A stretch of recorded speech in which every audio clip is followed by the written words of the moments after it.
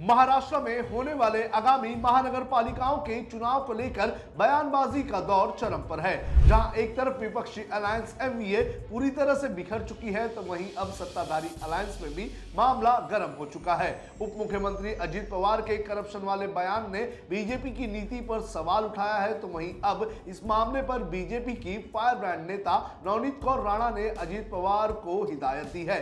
राणा ने पवार को लाइन नहीं क्रॉस करने की नसीहत दी है। आपको बता दें कि अजित पवार ने एक बयान में कहा था कि मुझ पर बीजेपी ने 70,000 करोड़ रुपए के करप्शन के आरोप लगाए थे, लेकिन आज मैं और वो सभी लोग बीजेपी के साथ हैं जिन पर ऐसे आरोप लगे थे।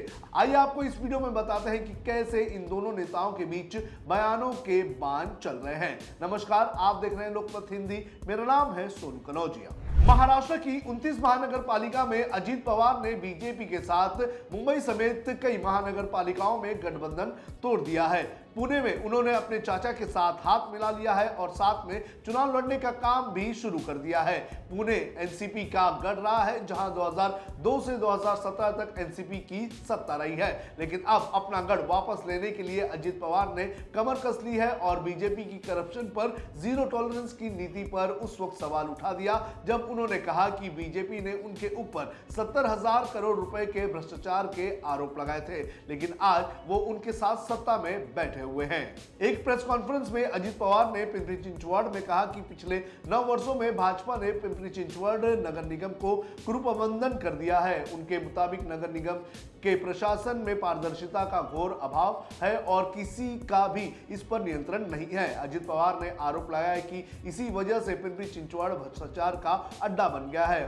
उन्होंने यहां तक कह दिया कि इस भ्रष्ट राक्षस को जलाने के लिए वो चुनावी मैदान में उतरे हैं। अजित पवार के इस बयान ने सियासी माहौल को गरमा दिया।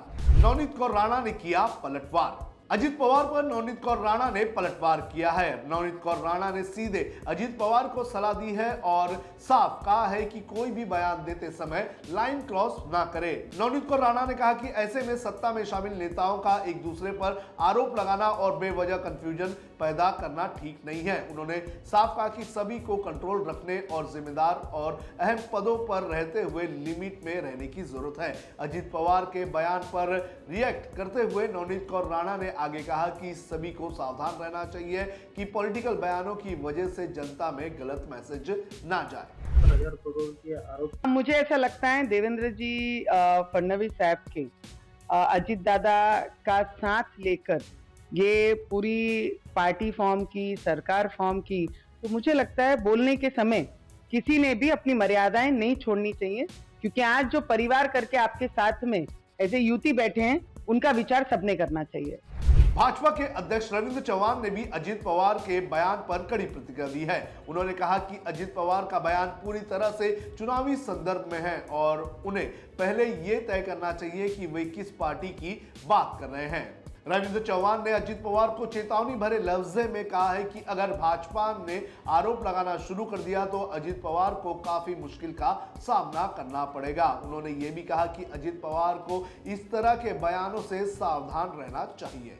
तो इस तरह से महाराष्ट्र में चुनाव के दौरान लगातार आरोप प्रत्यारोप के दौर चल रहे हैं और इन आरोपों में देखा जा रहा है कि जो सत्ताधारी अलायंस है, जो सत्ता में राज्य में साथ में बैठे हुए हैं, लेकिन महानगर पालिकाओं के चुनाव में एक दूसरे के खिलाफ बयानबाजी करने का कोई भी मौका छोड़ने का काम नहीं कर रहे हैं। आपको बता दें कि अजित पवार की एनसीपी, बीजेपी और एकनाथ शिंदे की शिवसेना राज्य सरकार में एक साथ है, लेकिन जो बीएमसी के चुनाव आए हैं और जो दूसरे महानगर पालिकाओं के चुनाव आए हुए हैं, उसमें यह देखा जा रहा है कि इन लोगों ने अजित पवार के साथ अपना गठबंधन तोड़ दिया है। मुंबई में अजित पवार को साइडलाइन करके एकनाथ शिंदे और बीजेपी एक साथ चुनाव लड़ रहे हैं, तो वहीं दूसरी तरफ अजित पवार ने पुणे में अपना गढ़ बचाने के लिए चाचा शरद पवार के साथ गठबंधन कर दिया है और बीजेपी और एकनाथ शिंदे की शिवसेना के खिलाफ मैदान में उतर चुके हैं।